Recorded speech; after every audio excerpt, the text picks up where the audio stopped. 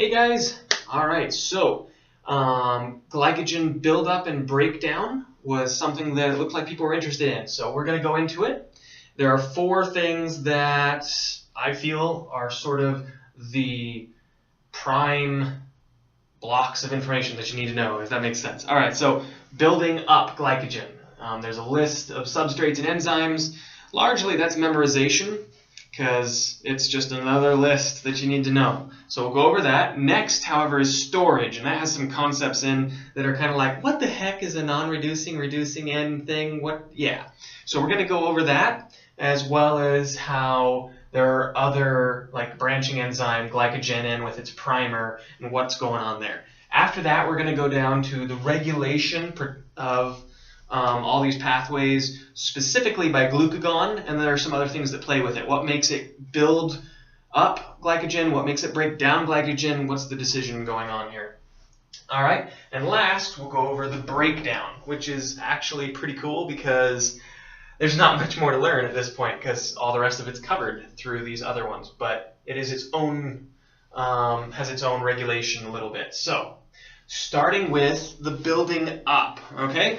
So glucose, we start with glucose. This makes sense because the purpose of glycogen is to store a lot of glucose in the liver and the muscle cells especially, so that it can be used later, okay? Now, only the liver is going to share any of the glycogen glucose elsewhere if it ever does break it down, as we know from other things, and the muscle would keep it all to itself. But they both make glycogen in the same way, okay? So the first thing is you have glucose, and then you have hexokinase, typically, and that's a cow. Another word for cow is kine, so kinase, a cow. That's how I'm remembering that. Is the first step. Glucose is acted on by hexokinase. Kinase is phosphorylate things, so it makes sense it goes to G-6-P on glucose 6-phosphate. This is still in line with the glycolysis pathway, nothing new until, bam, the next one. This is where it changes from the glycolysis pathway. The second enzyme is called phosphoglucomutase, and so I drew a mutant up there. That's a mutated person. And so after phosphoglucomutase, because this is a PG horror film with a mutant in it, not an R-rated one, okay, and it becomes glucose 1-phosphate, because it's just moved where that phosphate was, because that's what a mutase does. All right, so by the name you can infer what the next step is. After glucose 1-phosphate is formed, it is acted on by UTP glucose pyrophosphate. Pyro makes me think of a pyromaniac, which I neither confirm nor deny any interest in flames. But pyrophosphate, all right, so UTP glucose pyrophosphate acts on glucose 1-phosphate and turns it into UDP glucose. You'll notice that right here it's uracil triphosphate, and right here it's uracil diphosphate, okay? So that does change. And UDP glucose is acted on by glycogen synthase, and it takes the UDP off and puts the glucose molecule onto a non-reducing end, aka the 4th carbon end of a glycogen chain. What exactly does that mean? We'll get to that. If you want, pause, see if you can remember the cow, the mutant, the fire, and then just synthase, because synthase synthesizes things, and so that one makes pretty good sense. And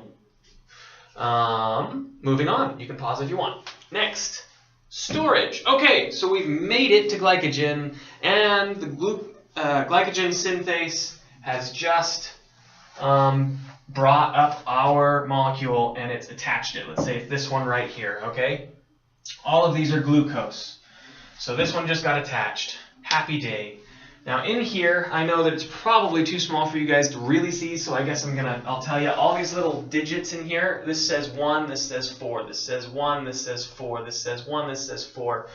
And I can bring this up just closer for a second so you can see what I'm going on about, okay?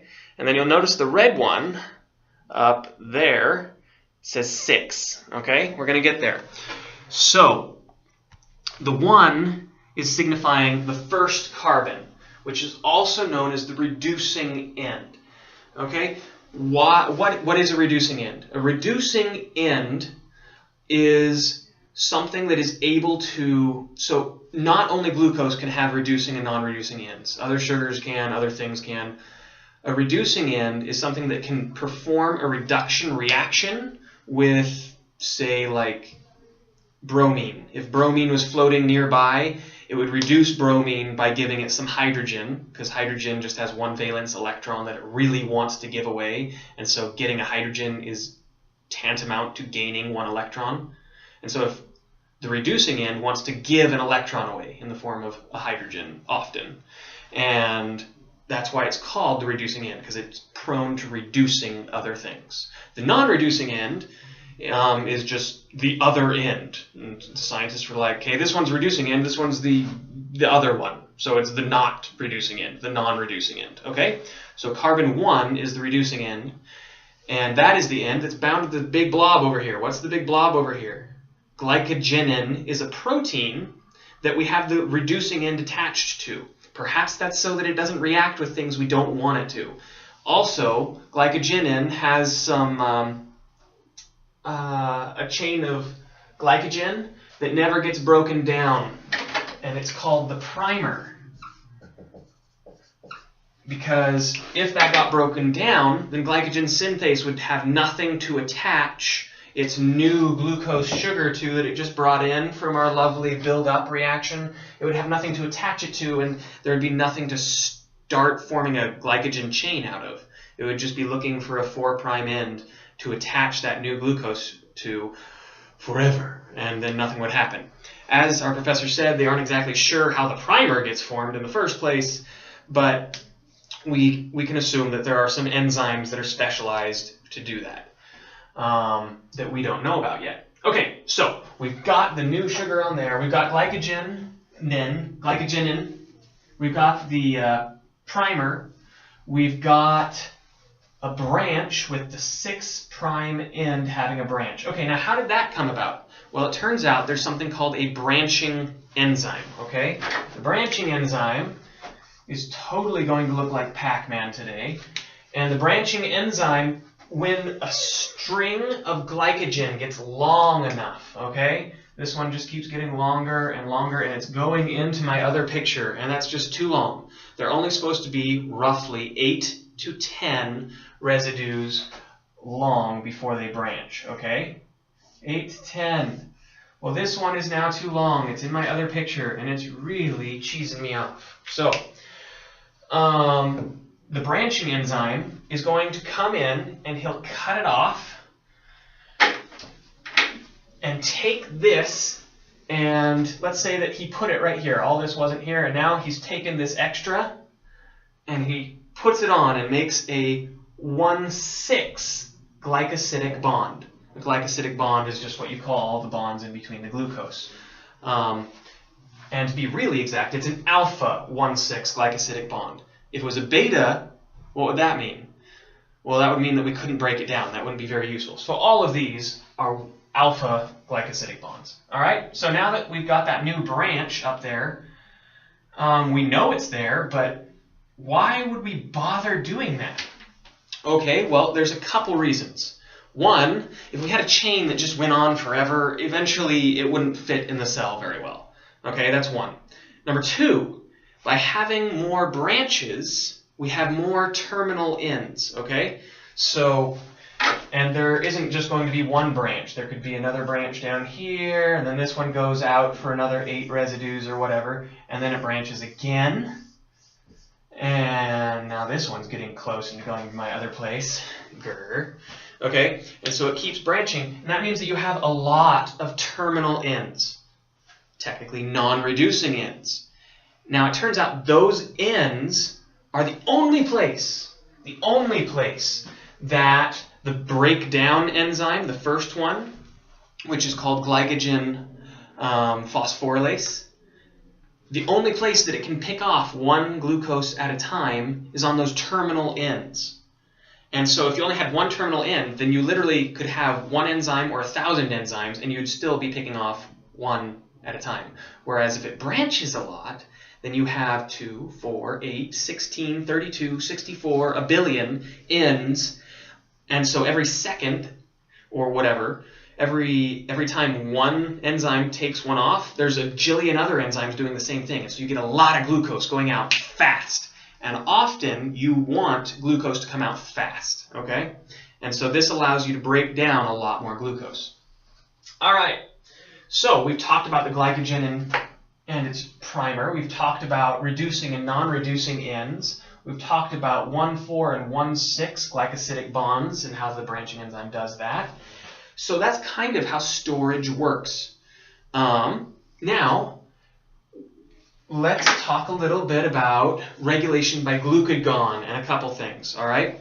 So when we want this sugar to come out of storage, the signal that is really strong that says, all right, let's do this thing, get all the glucose out, comes from glucagon, okay? Glucagon, the hormone that comes when blood sugar levels are low, which is, you know, go figure. Blood sugar levels are low, it triggers this hormone, which comes and says, hey, we need sugar to stick into the blood. And so glucagon comes and binds to a receptor on the cell membrane. Let's say this is a liver cell, okay? And then the liver cell, this is a G protein linked receptor. So the glucagon links to its G protein linked receptor. The G protein trimer comes over and is activated. The G protein then activates adenylate cyclase, which is what this is. Adenylate cyclase makes cyclic AMP. All of this should be familiar from some other stuff that we've learned, and so that's why I'm going through it pretty fast. The only new thing is, what does cyclic AMP do? Well, it does a ton of things, but the one that we care about today that is specific to this reaction, the beginning of breakdown of glycogen, is that phosphorylase kinase is activated, and I've just put PK here. Phosphorylase kinase comes and phosphorylates glycogen phosphorylase. And, you know, the name phosphorylase kinase, the first word in there is phosphorylase because that's the name of the next enzyme. It's the name of the next the enzyme that it's phosphorylating. Okay? If the first breakdown enzyme, so glycogen phosphatase or phosphorylase, phosphorylase.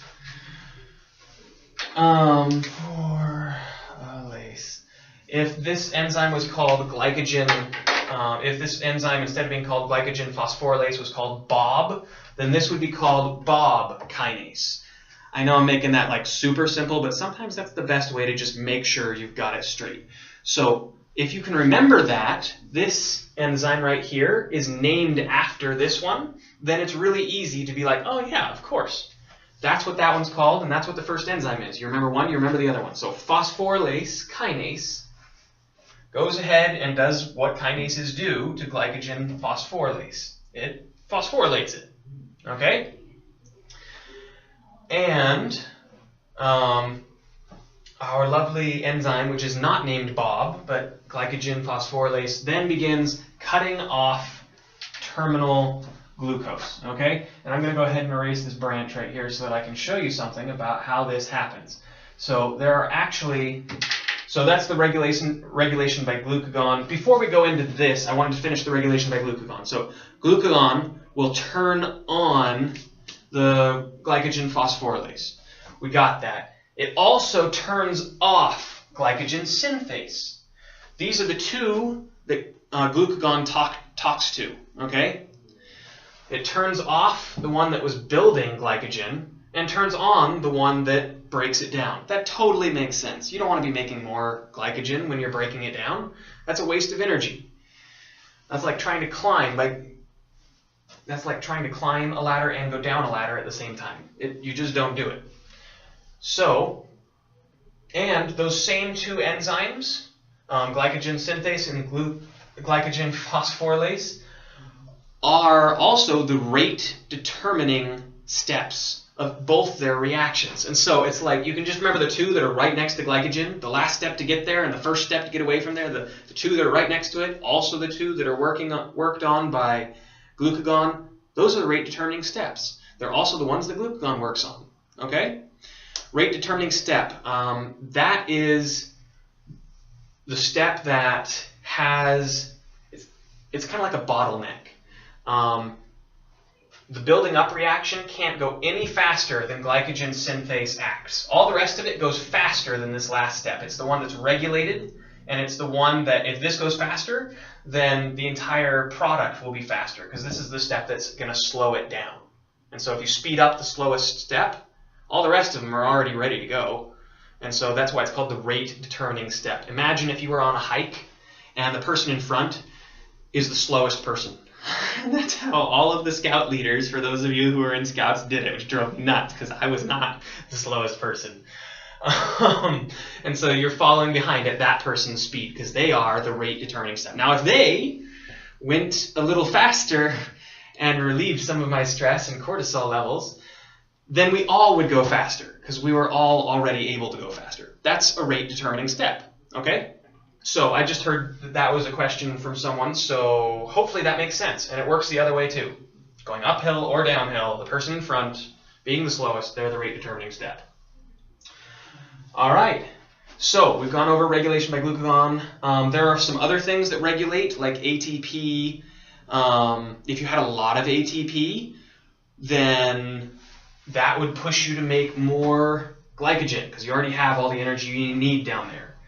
So you can just reason out the rest of the regulators. If you had a very little ATP, then it would make you want to break glycogen down, okay?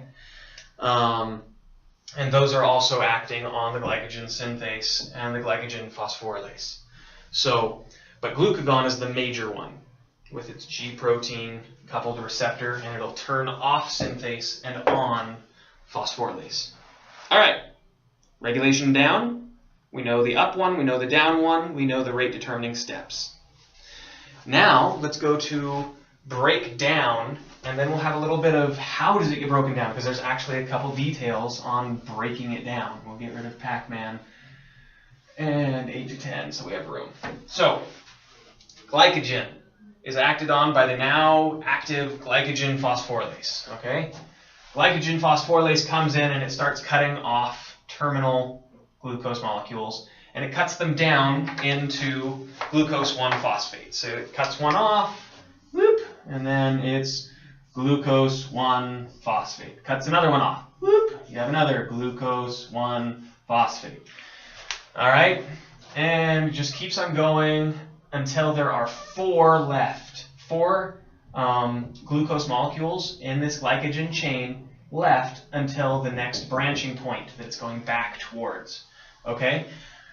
It turns out that glycogen phosphorylase can't get any closer than that. And so glycogen phosphorylase is done for right now.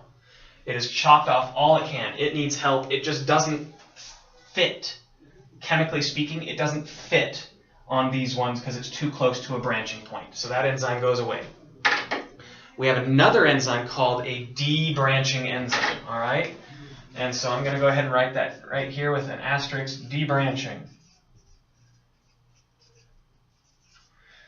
Easy, which means enzyme today. All right, the debranching enzyme does 2 things, all right? I wish I had a bigger board, but it does 2 things. One, it transfers 3 of these molecules, 3 of these glucose, using its glucose transferase activity, onto another chain. Okay, so those 3 got moved up there. And then the second thing is glucosidase. I can never say this word. Glycosidase. All right, and that is cutting off this last glucose. And it cuts off that last glucose, and that glucose actually is made directly into glucose, not even G-1P, just this one, this last one. And we could switch right here really quick and say this was the 1,6 bond and the one up here was the 1,4 bond. And it's good to do that too. All right. So debranching enzyme has two activities. Can you tell me what they are? Okay. So one of them is transferase. The other one is glycosidase. And as soon as this one has been removed, there's no longer a branch. And so then you can have glycogen phosphorylase come in and just chew one at a time, 1, 2, 3, 4, all the way until there's just 4 circles left, and then the debranching enzyme will come in again. It'll transfer 3 away, and it'll cut 1 off. Okay? And that's how it goes. And almost all of the things you'll notice go to G-1P, glucose 1-phosphate. That should look familiar, because it was part of the buildup step. And this little green line right here and right here, I put those there because that's where this reaction becomes identical again. So G1P gets acted on by PG mutase to become G6P.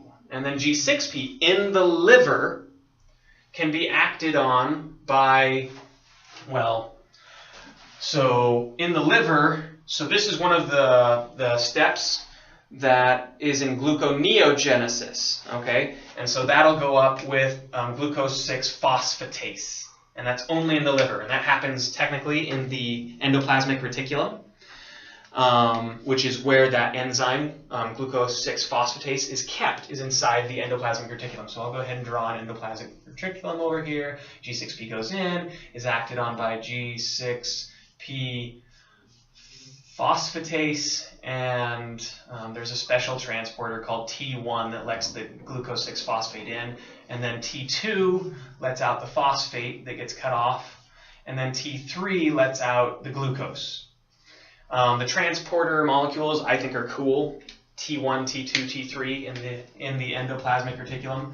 If you just remember that glucose 6-phosphatase is the enzyme that makes glucose and it's only in the liver, you're probably good. Although, actually, I think she had a question about endoplasmic reticulum in the liver having glucose 6-phosphatase. So there's your extra information for the day, perhaps. And I think that's everything. So we built it up.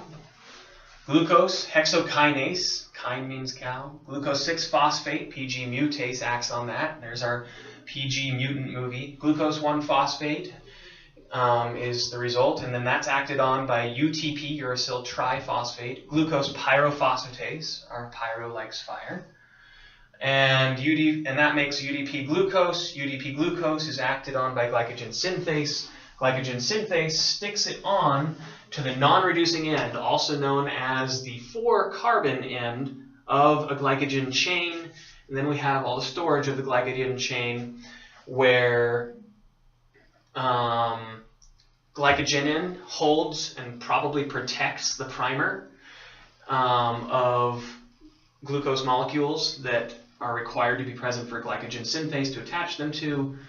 Then you have a branch, branching enzyme that'll take strings of glucose that are too long and bring a string down and attach it to make another branch going out with a 1,6 bond, which needs special enzymes to be broken. And by the way, there are diseases where that 1,6 bond, the glycosidase or whatever activity of the debranching enzyme doesn't work. So what would happen if that was true? You wouldn't be able to break down past here because the transferase activity works. So you'd be able to get it down to 1, and then you'd be able to transfer this to some other branch somewhere. And you'd be able to get it down to 1, but you'd never be able to get further. So that's why some people have, that's one disease. That's not one that I think she actually talked about. There were 2 diseases that our professor talked about, which just strike me now. Let's see. So one of them was Pompe disease. Pompe is when glycosidase in lysosomes doesn't work. So it's a different glycosidase than the debranching enzyme uses. But Pompe disease has alpha-glycosidase inside of lysosomes, and lysosomes are bubbles of protein breaking down enzymes that are inside of many cells. It's kind of where the cells can send things to be broken down, is inside a lysosome. Sometimes lysosomes are used against bacteria too, to break down bacteria. So there's an enzyme in those lysosomes that doesn't work, and it prevents glycogen from being broken down in a certain way. And I really don't think the debranching enzyme comes from a lysosome. I'm going to have to double check that But anyway, Pompe's disease, alpha-glycosidase inside a lysosome not working, and the second disease that our professor mentioned was Pompe's.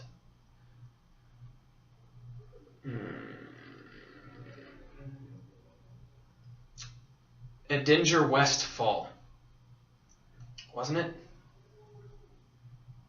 No, that's from physio. All right, the second disease I am going to have to put in the liner notes because I can't do it with all of you looking at me. All right, so hopefully that helps. Storage we went over. You don't need to hear me all say it all again. So regulation by glucagon, pKa, and then breakdown, which has those special steps of the debranching enzyme and making G1P. So, thank you. I hope that this helps. Go and ace it.